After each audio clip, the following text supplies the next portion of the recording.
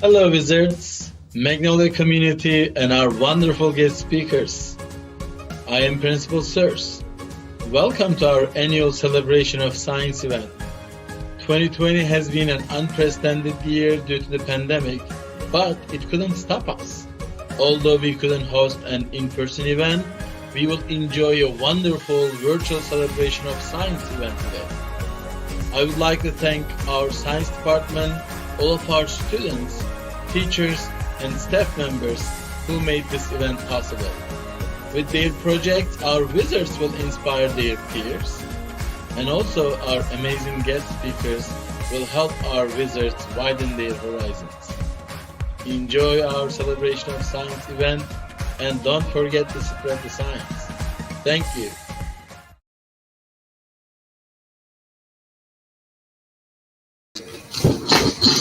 Oh my God. Good morning, everyone. This is Mrs. White doing dual job today. And nice to see you, everyone. And we already have we're not starting in 40 minutes. We already are starting. Good morning, everybody. So I have some wizards today who are actually watching in our Celebration of Science website. So it's gonna be starting right now. And so good morning. We have 3 special engineer guests today. So I hope that we'll take advantage of that because we are gonna start right away. All right. So before we start, let me put my slide right now because our 3 guest speakers are the following. I got Dr. Corey Sewell. He's a computer engineer, Sewell. Mr. Emerson Revelrio. He's a civil engineer. And Mr. Chris Davis. He's a biotechnology engineer. So we are so happy to have everyone in here. And shout out to all our elective classes who are holding this live broadcasts in their classes. Senora Lupo of Spanish, Mrs. EO, our art teacher, Mr. McCulloch, our band teacher, Miss Malone, our makerspace teacher, and Mr. Perez, our robotics teachers, and all the students watching. Please remember that you can use the comment section in the chat to ask questions later when all our guest speakers are done presenting their career. And without further ado, of course, we are going to introduce our first speaker. So our first speaker is a founder of Hands-On Technology Education, and he is a professional engineer and educator specializing in computer science and engineering. He received his PhD in computer science from the University of Michigan 2012 and his bachelor's degree from the University of California, Riverside in 2004. His professional background consists of work at places such as Intel, Apple, Qualcomm, and MIPS Technologies with interests in microprocessors, CPU workloads, and simulation methodology. As an educator, he aspires for hands-on technology to continue to fulfill its mission of empowering the K-12 demographics with innovation, practical and affordable technology-based activities, summer camps, workshops, and after-school programs. I was also fortunate to see these summer camps over the summer. So we are so excited to introduce to you Dr. Corey Sewell. Good morning, Dr. Corey. Good morning. How are you doing today? I'm doing very well. I'm like multitasking here, but I'm so excited to have you finally. We only talk over the summer, but thank you for joining us this morning. So, no problem. The stage is all yours, Dr. Corey. Or do you want me to stay here? Or do you have any presentation for us today? Or we're just going to be having a casual conversation together. I'm going to share a slide set with you, if Yes, that's okay. let me go stop my sharing and go ahead and Ready? yeah, there you have it. There you go, Dr. Corey. So We're take good. it away. Can you see that? Yes, it's All right. right there. And I've got 5 to 7 minutes, right? Go for it. All It's right, cool. 8:30. So, all right. So, of course, you know what this is. This is the celebration of science, and we're celebrating your awesomeness for the year. You kind of already got my profile, but just to be quick about it, I got my bachelor's from UC Riverside and my doctorate from University of Michigan. I've been at Qualcomm, Apple, and Hands Technology. So the latter two are my currents. And of course, I have all these awesome outside interests. And so I'm just very excited to kind of be here with you today. And so just to kind of get going with you all. So this has been my professional journey, right? So started off at UCR, went to Michigan. I did an internship at MIPS Technologies. If you didn't know it, but MIPS Technologies was a company who made the computer chips for the Nintendo 64. Then I did an internship at Intel. Maybe you know them. They make a lot of chips for laptops and servers and all kind of cool stuff like that. Spent some time at Qualcomm. And you know they make a lot of chips for these for Android phones. They make the Snapdragons. And then my current professional enjoyment is I work at Apple, and I work on chips for iPhones and iPads and things like that. So that's a amazing thing. It's super exciting, super fun, super challenging. And then I have my labor of love, and that's hands-on technology education, and it's education for elementary through high school students and learning computer science and engineering, right? So that you could, if you want to, be exposed to all these kind of concepts that I've been learning during my professional life. So I guess the biggest question for that is, what does that even mean? What does it mean to be a computer engineer? So I have a really abstracted view of that, right? So computer engineers, I would say from a very high level, there's 3 types of computer engineers.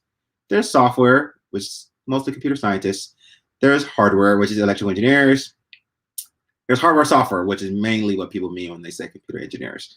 And within that, companies like Apple, Intel, Qualcomm, they need all these types of engineers to kind of make the latest watch or the tablet or your Apple TV or anything. You kind of need to put all these together to kind of make your latest and greatest product. Okay. Digging deeper, software engineers, right? So I won't prompt you here since this is just kind of me talking, but can you just think to yourself, what kind of can you think of an example of what a software engineer would build? So hey, FIFA Soccer, they build programs that run on computers, so video games, animation, smartphone apps, websites, car navigation, you name it, robots, right? And so any of those kind of things that are kind of automating and running, software engineer, boom, got it. And that's something that's fun and something that you can do. And hardware engineers, right? If you think about what they would build, circuits and sensors that go inside of computers, right? To kind of make them run. So fingerprints, the actual technology, that like LG, sorry, not LG, 3G, 4G, credit card readers, wireless internet, all those things that kind of connect us together. You can kind of think about a hardware engineer. Sometimes you might say electrical engineer as well. And robots, right? Because robots put everything together. So, when you go to the store, when you go to Costco, when you go to Best Buy, when you go to Target, Walmart, wherever, you're probably looking at some stuff that software engineers have worked on, but you're also looking at stuff that hardware engineers have worked on as well. And so overall, what makes a good computer engineer? Well, let's see, curiosity, right? So gotta make sure you keep asking why and how does this technology work. So if you're playing a game, if you're saying, hey, I'm playing this, I don't know, for me, it'd be like playing Madden, or maybe you're playing Legend of Zelda, or I think a lot of people play Fortnite. So there's one thing to say, I really love this game. There's another thing to say, I wonder how they made it so that, it can build all these, forts so well. I can get all my tools so I can kind of fight the other players so well. How do I make the game environment? How do I think about the characters? How do I make these automatic computer players to kind of play against, right? So you need that curiosity always think about the why and how we do things work in order to kind of spark your interest to kind of get you going. So I guess I kind of said that. And then innovation, right? So then I think you want to think about ways that technology can make your life better, right? And so, they always say kind of the way you innovate things is, I think they say necessity is the mother of invention or innovation, right? So things like that you need, and then say, how can I make up something to solve that problem? And so if you have that in your regular life, that'll be great. But if you have that in your engineering life, right, when you say, hey, nobody's doing this now, how can I figure out a way to solve this problem, right? And so you need to have that innovative mindset. We won't come up with ideas now, but that's okay. And then training, right? So most engineers go to college and get a degree, or most computer engineers go to college and get a degree, computer science, electrical engineering, and computer engineering.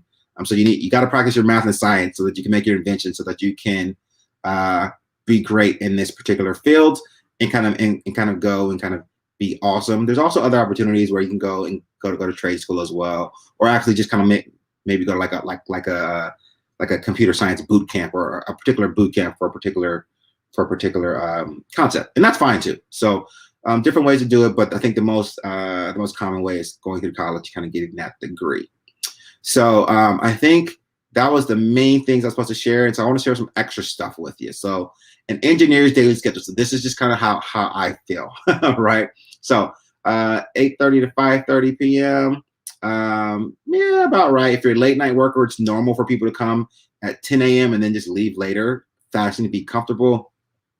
Typically, I have one main project per day and 2 minor tasks. So I basically just stream on my headphones and get in, and kind of get into my zone. I have meetings with people all over. Sometimes you do a lot of one-on-one meetings, and a lot of times you do meetings with your whole team. So that's like 2-3 times a week.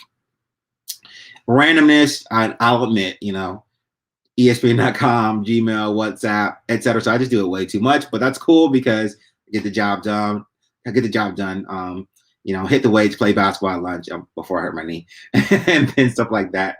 And then food at the cafeteria. So a lot of tech companies, they'll give you free lunch or dinner. So for Apple, if I stay behind past 7, I'm eating free dinner. Or just schedule lunches with buddies or kind of networking connection. That's all fair game too. So that's your daily, right? So a lot of people say come in at 10, leave at 6 or 7. I'm more of like come in at 8, leave at like 4, right? Or leave at 3, and then I'll come home and then maybe do an hour at home before I go to sleep. Okay. And then so lastly, the main thing is my keys to success would be skills and determination, right? So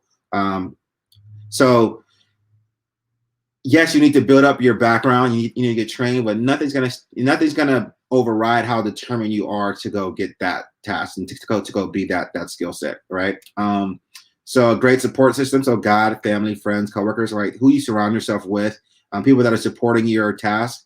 Those are going to be the ones that are going to be able to help push you forward. And a winning mentality, right? So I have a whole talk on this, but in summary, losing not an option, right? So you gotta win something or you learn, right? So I'm doing great in this class. I took this test. I might have didn't get the grade I wanted. I didn't lose. I didn't, quote unquote fail if I learned to be better next time. So with any project you're doing, you need to say, I'm going to win. I'm going to do well. I'm going to succeed, or I'm going to learn and be better for the next time. If you do that, you'll be great overall. So that's the content that I have today. I'll show you some kind of pictures real quick of my youth. So this is college. This is when I was into Jordans and played a lot of football. My nickname was Gates at the time. This was grad school, Michigan, and snowboarding. This was the NSBE conference. And so we were NSBE Region 6. That's the National Society of Black Engineers. This is Halloween. My son was Puss in Boots at the time, so he was a cat with a sword. And this is Qualcomm, meeting with the CEO at the time. That was a lot of fun. And then current life, basketball coaching. That's my son. We're trying to coach his team, trying to get right, and that's always super fun. And finally, this is the team event for Apple, and we kind of win, had some coffees and were really silly. So that's all I have for today. Appreciate you listening to my talk, and I think we're gonna do questions like at the end, so I'll back Yes. up that. Dr. Corey, thank you. Sure. Let's hang around because we are going to move on to our next guest speaker. Thank you, Dr. Corey. See you in a bit. Yep. So our next speaker and guest is the head of manufacturing at Cora Limited, a London-based medical startup company developing affordable wearable biosensors to enable a world of proactive healthcare. He grew up in the mountains of Vermont, where he studied mechanical engineering. He's passionate about exploring the outdoors and making a positive difference in the world around him. We are so fortunate to have with us today, all the way from London, England, Mr. Chris Davis. Hello, Mr. Davis. Hi. Thank you for offering your time with us today. And so I guess we're going to get started. Yeah. Thank you so much for having me. So one fun fact, London, we are about 8 hours ahead of you. So right now it's just about 5 p.m. So I'm just going to be here for the first session. So unfortunately, I won't be able to catch everybody else. But happy to spend some time and share a little bit about what I do. So I'll jump into it. I'm going to share a screen here. Yes. And no, Chris, we are going to replay your presentation for our 7th and 6th graders. So our audience today, Mr. Davis, will be our 8th graders. Perfect. Okay. So let's see, and that should be, that should be showing for you. Yes. So I'll leave the floor for you, Chris. Perfect. All right. Thanks so much. Yeah. So I'm going to tell you a little bit about what the company does. I really like Dr. Corey's presentation as well, really kind of outlining sort of how work shapes up in a day and how you can spend your time. So I think I'll try to chat on that a bit too. But really what I'm going to focus on today is diabetes. Something you kind of hear a lot about, but want to try to make some sense. San Diego is a big place for diabetes. It's the home of Dexcom, where I spent 6 years of my time. But diabetes, if you probably know somebody in your family or in your class that may have it. It's a lifelong condition that really causes a blood sugar levels to become too high. And it's growing like crazy, not only in the US, but all over the world, even here in the UK. So you normally hear about diabetes in twofold. Either you've got like type 1 diabetes, where it's, that's the genetic type. And that affects about 1.25 million people in the US. But type 2 diabetes, and that can be a factor of, some eating and exercise habits is growing rapidly in the US. That's a big problem. Right now, there's over 34 million people in the US with type 2 diabetes, and that's about 1 in 10 people in the US. That's crazy. That's super high. And so how do you manage diabetes? How do you control these unregulated blood sugars? So number one, what you do is you have to measure your blood sugar. And so normally what that means is you'll prick your finger, you'll get a drop of blood, you'll put it into a blood glucose meter, and you'll measure that. And from there you react. If you have high blood sugar, you'll inject yourself with insulin to regulate that. If you have low blood sugar, you can eat something. But improvements in technology over the past 15 years have really made a big step towards managing blood sugar. And really, the thought here is that being proactive in healthcare is so much greater than being reactive in healthcare. So these two graphs kind of show the major difference in technology, where if you're taking finger sticks 5-10 times a day, you're really not getting a clear understanding of what your blood sugar is doing. And it's tough to regulate that when you only have a single blood point. What's great about this wearable technology is that, believe it or not, I'm actually wearing a product right now. You can hardly see it, but it's there. It's all the time. You forget it. And then it's communicating with your cell phone, and it's tracking. So you can set your own limits there, and your cell phone can alarm you if you're going too high or too low. So it's, you get this active curve that you can be monitoring, which is great. The problem with becoming proactive, this is sort of like the ramp in technology. It's really expensive. In the US, most of the time, you're kind of blanketed by these costs by insurance. So instead of paying money out of pocket like they do here in Europe, where it's about 50 pounds every 2 weeks, so like $70, your insurance provider will have to go out and pay that. But it's difficult to justify these costs when these blood finger sticks are they're just so cheap. Secondarily, it's painful. Right now, these sensors, and not always painful, but the sensors go about half an inch deep under your skin. So that can, that's where your nerves live, and that can be painful if you're exercising or out surfing or whatever you're up to in a day.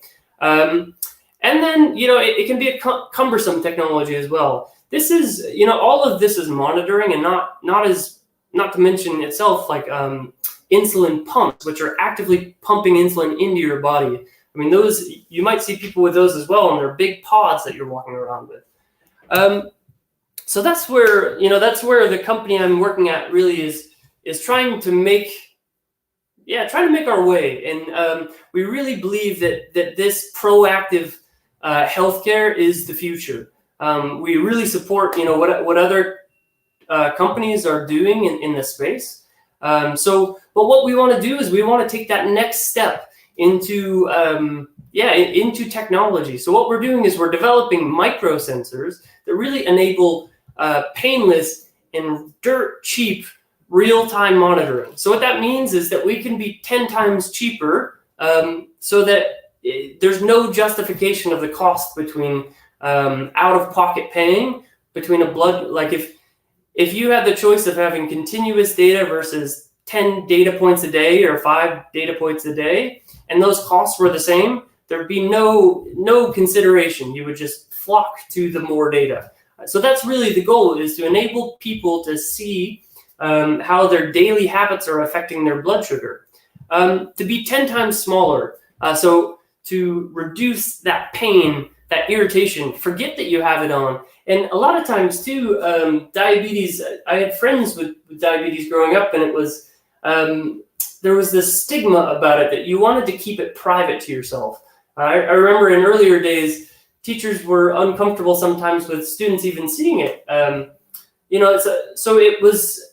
was something that, we really want to promote education in diabetes, because it's growing, and it's, the more information, the more we share, I think it's better for everybody involved. And then the future. So glucose monitoring is, that's like the big thing right now in wearable healthcare. But we want to look beyond that as well and say, what else might we be able to measure in real time? So how does that work? What's actually going on in the system? So right now you've got a sensor that's collecting data. It's measuring blood sugar. And basically what that's doing, this is kind of like a realm of the sciences. You have sensors that are resting underneath your skin and creating a chemical reaction with the blood sugar. And what's important there is that, like, chemical reactions are super prevalent under the skin. So we want to be focusing on just blood sugar. We don't want to be distracted by anything else that could cause a chemical reaction. So we've got, like, downstairs now, we've got a team of scientists and chemists and biologists basically optimizing the sensing layer that ensures that we are only reading blood glucose. And then it's going to take that information, it's going to create a little electrical impulse, and it's going to transmit it in this electronic pad that's on your shoulder, or on your forearm at this point, or back arm. And that information is going to be processed through a microprocessor, and it's going to send it via Bluetooth to your cell phone, to the cloud, to whatever data processing that you want, and show you that, it'll process the data and show you your trends over time.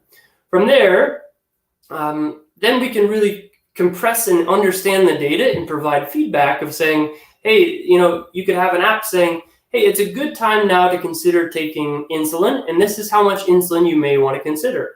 Or, hey, did you just have a meal? This, you may consider that your blood sugar has been significantly changing by this amount from the meal that you just ate. So it's a way that, we have this kind of, this interaction with healthcare now that I think is a bit stuck in the past.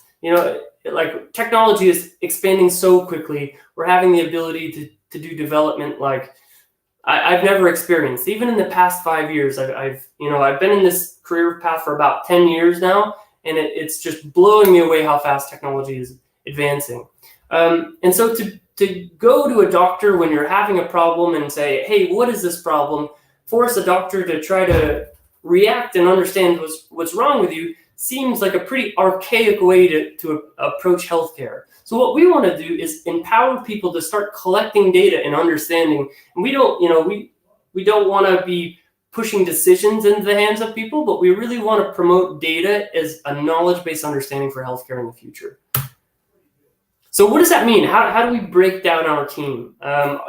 I'm fortunate to be a part of a really cool, at this point, young team that is just a mix of all different types. So we've got bioengineers.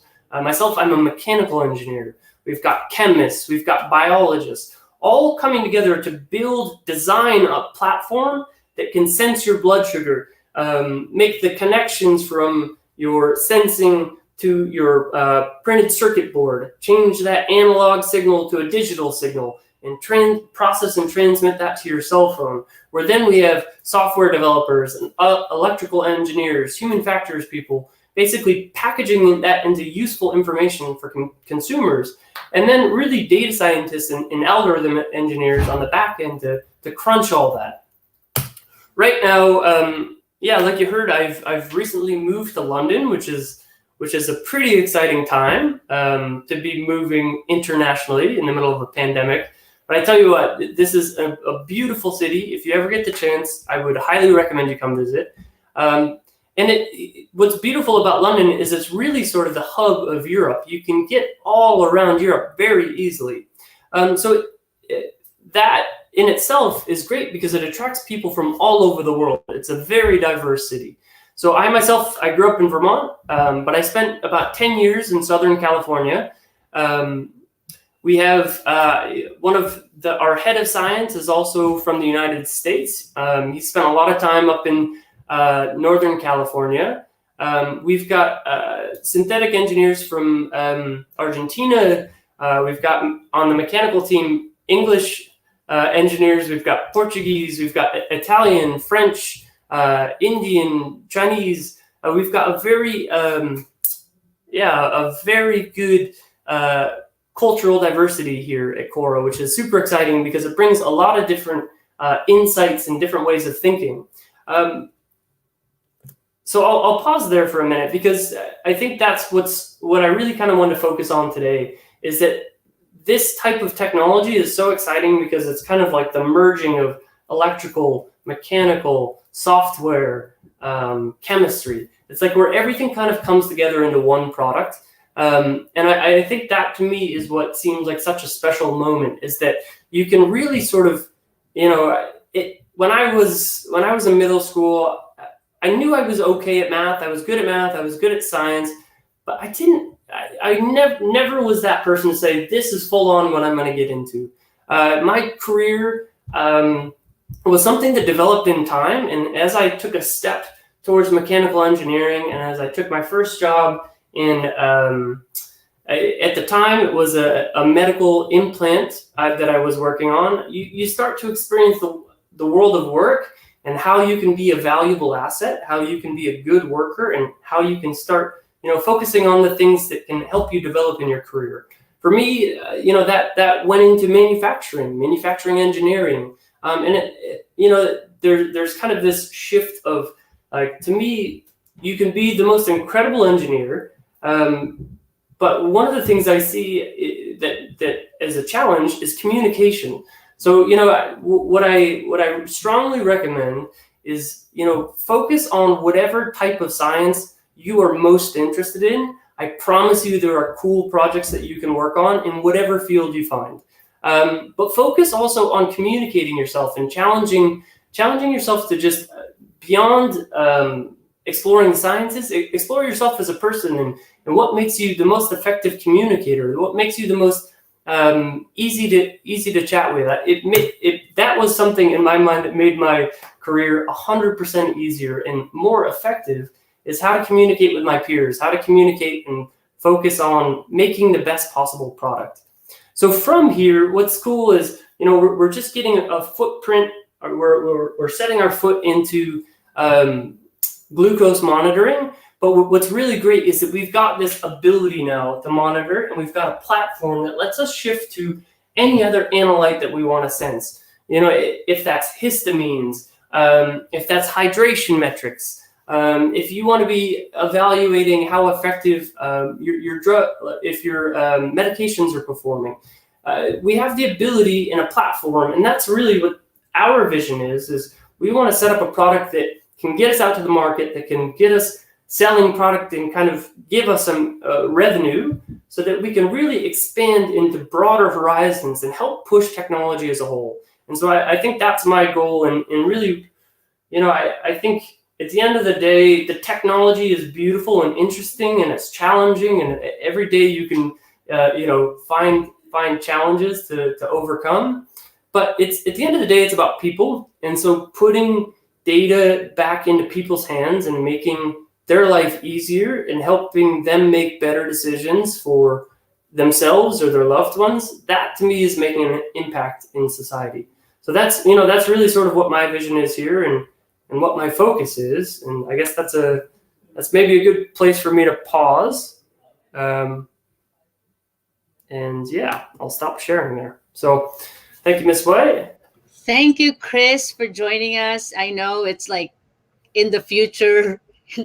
You're in the future. So thank you again. Any words of encouragement for our wizards who wants to be just like you, a biotech engineer? Yeah. I think, I think really just having that passion and that interest and confidence in yourself that you're bound to make mistakes, and those mistakes don't define you. Learning from those mistakes, that's like that. I'm in meetings with PhDs in synthetic chemistry, and I have a very low understanding of a lot of the work that they're working on. And so to me, it's I can't ever be afraid to ask somebody, what does that mean practically? Like I need to know at the end of the day so I can get my team going in the right direction. So there's no shame in not knowing things, and being afraid to ask is, I think that can be a really limiting thing. So, leaving that, for me, I was always worried maybe I'll ask a dumb question or something. That to me, that's a way to hinder yourself. So just getting that out of the way and saying, this is something I want to know. I'm not going to be afraid to ask. And even if I make mistakes, everybody makes mistakes. Even like the best people I work with will make errors. Just to own it and say, yep, that was a mistake. And kind of get yourself out of the picture and not worry about what if somebody, yeah. So that is so awesome. So thank you, Chris. We'll see in a bit because there is a question for you. But without further ado, I'll see you in a bit, Chris. I hope we can spend a little bit more time before we ask some questions. Okay.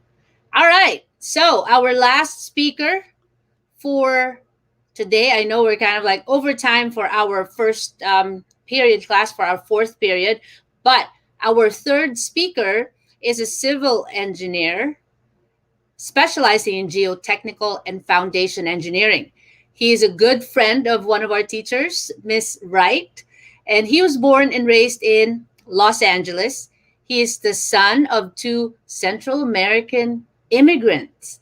He attended Los Angeles public schools for all of grade school. He received his Bachelor's of Science degree in civil engineering from San Diego State University in 2015.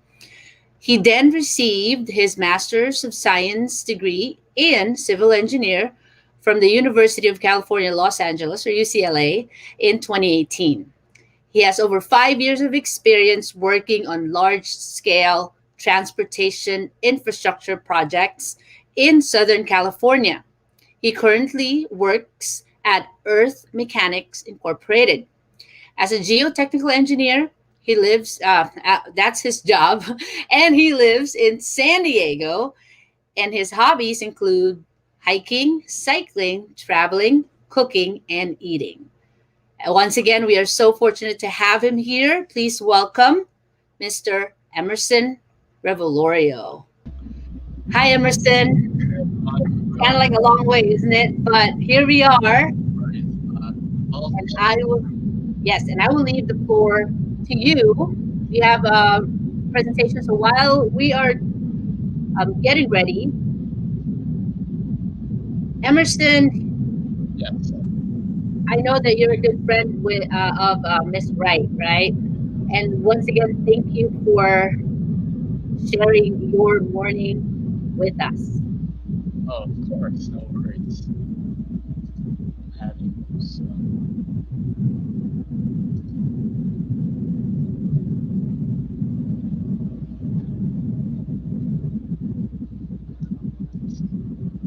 Are you able to see my screen? All right. Yes. There you go. Okay. So, my name is Emerson. I'm a civil engineer. I work on projects that pretty much provide service to. Yeah. Emerson, sorry to cut you off. Your mic might need to be repositioned because it's making like a sound, or your mic is up here. Can you hear me now better? Yes. So there's kind of like a little air coming in to the microphone. I'm sorry. No, it's okay. No problem. Everything's okay. There you go. Okay, so I work on projects that provide services to the essential needs of our city. So roads, highways, bridges, anything from airports, trains, channels, dams, basically anything that we need, we use every day. So I have this slide right here to kind of remind me why I became a civil engineer, and it's because the kind of work that I'm doing will provide a lasting impact to our society. So maybe I'm not working on the pyramids of Giza or the Roman Colosseum, but essentially the work I'm doing, in the future, once it's built, I can point out to people and be like, hey, I built this bridge, this dam over here is actually providing water to our city. So it's a really, really good thing to have this kind of pride of what you do, but also know that the type of work you'll be doing as a civil engineer is essential to our city, because without that, we can't really have what we have now. Plus, I love history, and I want to give a shout out to my history teachers. So what do I do? So I work on basically figuring out how a structure like a bridge interacts with the ground. So I use my knowledge of math and science, earth science, to kind of develop these models where if say we're deciding to add an addition to a highway, and I have to kind of understand what this new bridge or this new hill, kind of this engineered hill, if you can see on my screen, how that will impact anything that's next to it.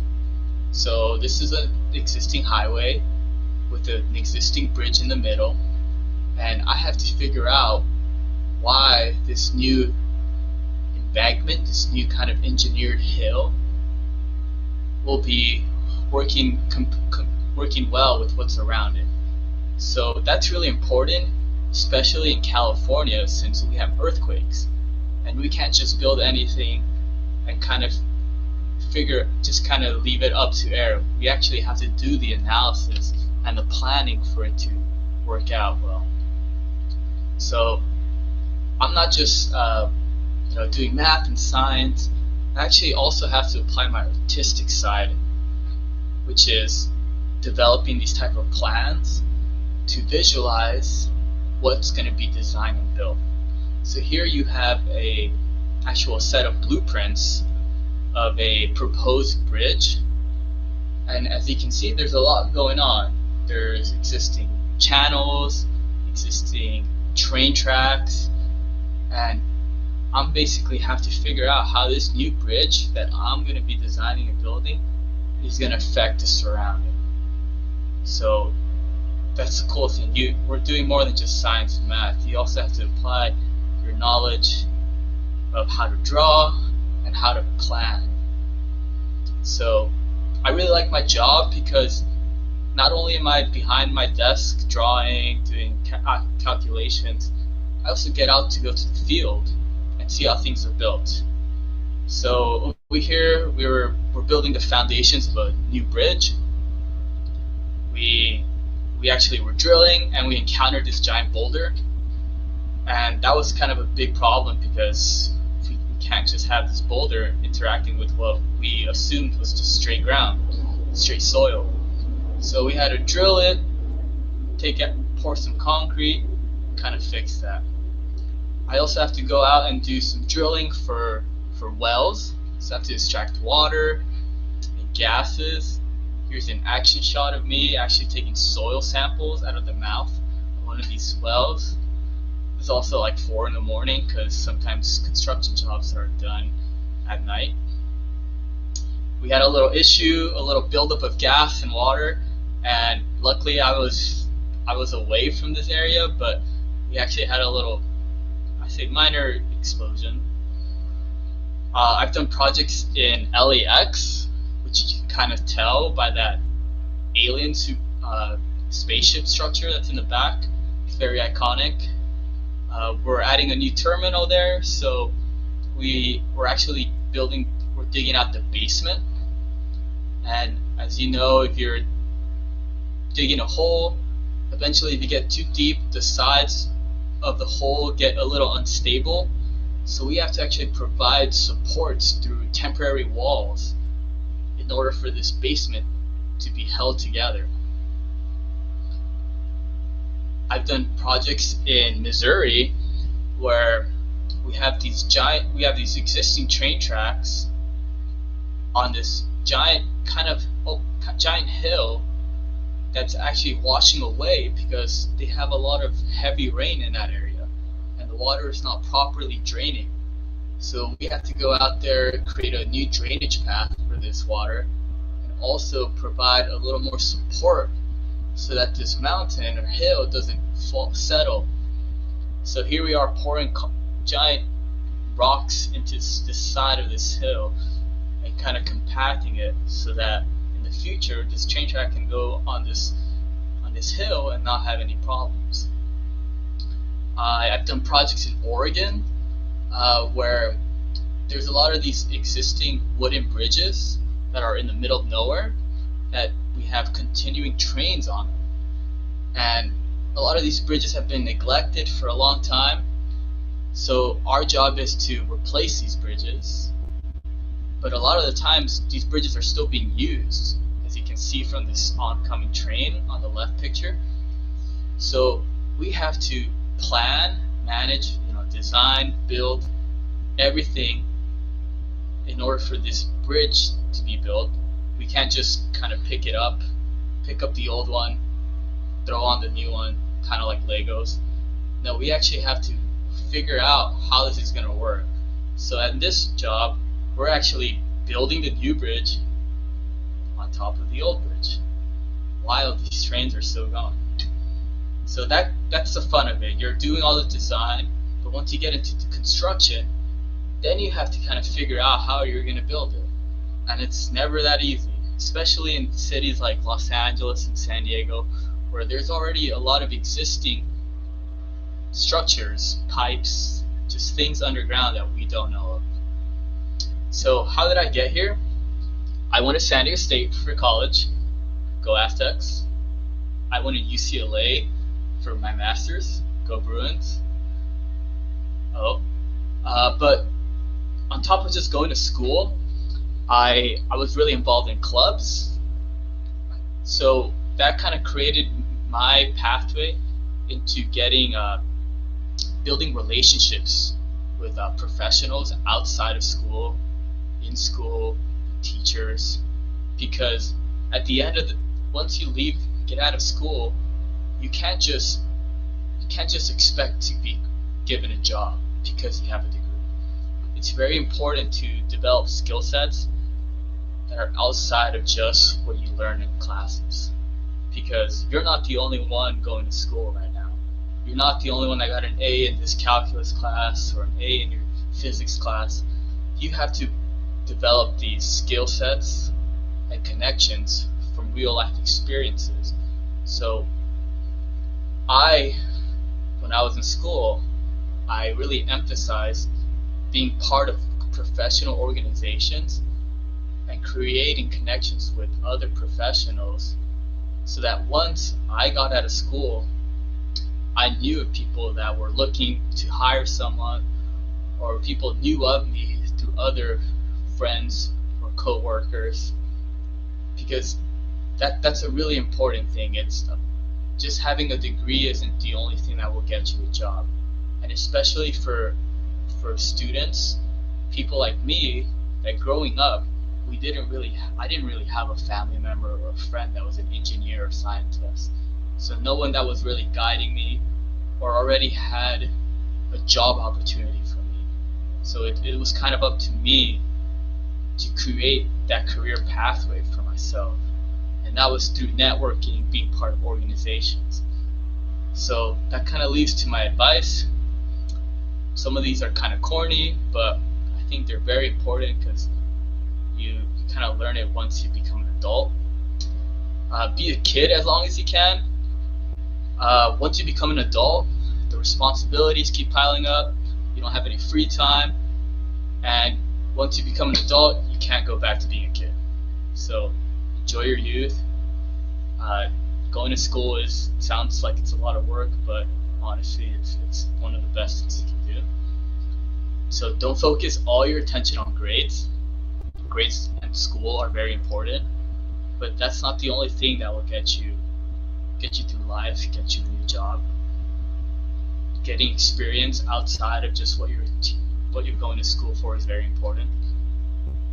If you decide to go to college is not for everyone, but if you decide to go to college, I highly recommend going outside of San Diego. San Diego is home for you guys. You have a lot of friends, family here. You know the city. But part of life, and part of developing new skills and experiences, is traveling. Traveling is very important.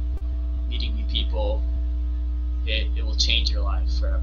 And even if at the end of the day you didn't like where you went, you always have the option to come back to San Diego. Explore your career options. Kind of what I believe Corey was saying. Chris, is that you don't know what you're going to be working on for the rest of your life. You have an idea of what you're good at, math, science, history, but maybe in a couple years, instead of trying to be an astronaut, you want to be a writer, or you want to be a history teacher. So keep an open mind. You just don't know what's coming at you at the end of the day. So I would highly recommend joining a club. Like NESB is a very important club. I was involved in American Society of Civil Engineers. I played ultimate frisbee. You can be in a social club, but those types of organizations really help you with developing connections and just making you a well-rounded person. Just having better life, essentially. So that leads to my networking. Apply to scholarships and grants. A lot of people are intimidated, thinking that they won't win the scholarships and grant because maybe you didn't have good grades. But that's kind of how I felt, because I wasn't that good of a student in middle school and high school. But a lot of these scholarships, all they're asking for is an essay, a personal essay about yourself, and that's the easiest money you're ever gonna win. I highly recommend it. I've won multiple scholarships and grants, and I can say it wasn't because of my grades. And lastly, respect your teachers. They're here to help you. I know being a kid right now is tough, especially online learning, but teachers are doing good work. Since you said teacher, that's why I came back on. So thank you, Emerson. We just have some questions that our students would like to answer, would like to ask from all our speakers before we end our first broadcast. While we are waiting for Dr. Corey, let's start first with a question about type 1 diabetes for Chris. Okay. So, Chris, someone asked, can someone develop type 1 diabetes or is it only genetic? Well, yeah, I think that's a good question. Really, we're actually shifting away from the type 1, type 2 nomenclature in the industry. And again, I'm not an endocrinologist, so I do have to start with that caveat. But what you can do is grow a dependency on externally injected insulin. Basically, if you're, if you start to develop diabetes, you can get to a point where your body can no longer naturally produce insulin to regulate your blood sugar, and then effectively you are becoming a type 1 diabetic, if that makes sense. So again, it's not that same causation, if you will, but you end up in effectively a similar role where you're having to treat yourself like a type 1 diabetic. So there's a shift from type 1, type 2, and I know I said it first, but to insulin dependent or not. And so hopefully that answers that question. Thank you, Chris. And now this next question is for Dr. Corey. Here's a question. Do computer engineers also design the outside of the computer, like keyboard screens, etc.? Great question. First of all, you can hear me, right? Yes. And the answer would be yes, right? And so that technically would be called peripherals. So actually, you saw some great presentations from our other speakers, right? And I think the cool part about it is you usually, it's very interdisciplinary, right? So if you're doing something with diabetes, if you're doing something with construction, so it's basically, you got to kind of connect the outside world to the digital world. So it's analog world is outside world, and then there's a digital world. You have to convert that. So something like keyboard, you're touching, you're typing, or your screen, you're using your finger or whatever. That is creating that connection. And a computer engineer, in this case, it would be more like an electrical engineer. Might connect with some biomedical stuff too. You have to kind of connect that together and turn those waves or that force. You have to turn that into zeros and ones. And so that's where the fun comes. And yeah, all of that. That's why it's cool. Nice. Thank you, Dr. Corey. And this is for Emerson. Here's the question. Is there females working in your field? Yes, of course. So they might be curious because it's kind of like intense, right? So how do you encourage all our females that are interested with the field that you are into? Because it kind of looks, for me, it kind of looks intimidating. Honestly, I think it's intimidating even for males too. Sometimes you're working with contractors and they can be very rude, and they think they're smarter than you. But actually, there's a lot of organizations in college that encourage female engineers. There's a Society of Women Engineers that actually do a lot of outreach for girls that are interested in engineering. But civil engineering is very diverse from what I've experienced. I mean, there's all sorts of different types of people in engineering. Glad to know that. So for those, to be an engineer. Oh, sorry to get you off, but yes, thank you for that. I'm just excited because we have some students who are females that interested in these fields, and they thought that it's just for males. So that's why it's kind of important for our students to know that being an engineer doesn't mean you have to be a guy to do it. Everybody can. It's very diverse. But thank you for answering these questions. And lastly, this is actually, many of our students are actually interested in computers, but we have one question for Dr. Corey. Did you work on any CPUs at Intel? If so, which ones? This is from Aiden Sweeney, our 8th grader. Am I allowed to tell you? That's usually the first question when somebody asks me, did I work on one thing or another? I usually know the code names. So there is something called Haswell, and that went into servers and things like that. So yes. But then the code names go into various products that all over, right? So so if you ask me something that I'm working on like for tomorrow or next year, I have to say I can't tell you.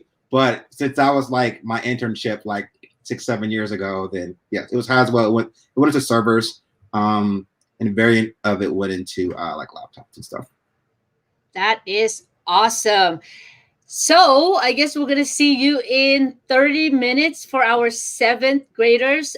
Unfortunately, Chris, you won't be able to do that, but we are going to replay your presentation for our 7th and 6th grader. And once again, thank you so much. We're going to have a break for 30 minutes, and we are going to see you again in 30 minutes. Thank you, everyone, for joining us. For our 8th graders, thank you for watching, and we are going to see you in 30 minutes. Bye, everybody. All right.